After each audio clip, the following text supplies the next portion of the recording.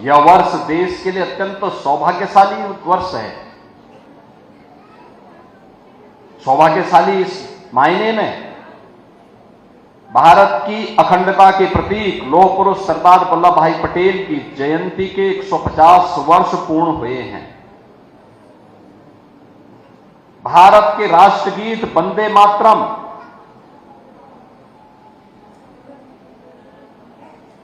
के रचयिता बंकिम चंद्र चट्टोपाध्याय ने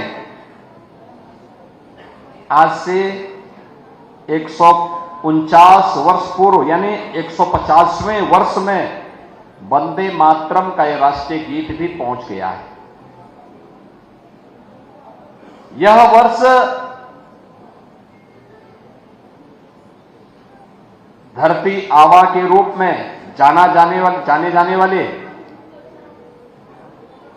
भगवान बिरसा मुंडा की भी 150वीं जयंती का वर्ष है। यह वर्ष बाबा साहब डॉक्टर भीमराव अंबेडकर जी के द्वारा जिस संविधान की ड्राफ्टिंग की गई थी उसके 75 वर्ष पूर्ण हुए हैं। यह उसके अमृत महोत्सव का वर्ष भी है, यानी अनेक उपलब्धियों से जुड़ा हुआ यह वर्ष है। और इसी वर्ष में आपने प्रयागराज का महाकुंभ भी देखा, यानी अनेक उपलब्धियां इस वर्ष में हैं।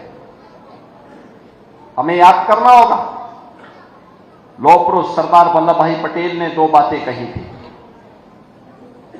लौह पुरुष सरदार वल्लभ भाई पटेल हम सब के लिए इसलिए आदर्श हैं,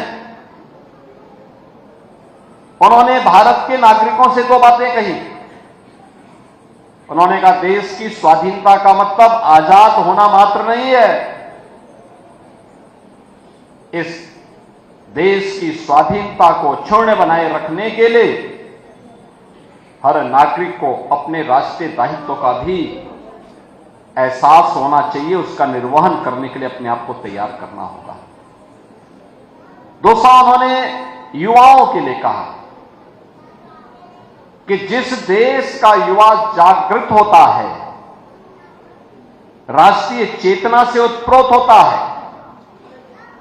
वह राष्ट्र को दुनिया की कोई ताकत गुलाम नहीं बना सकती।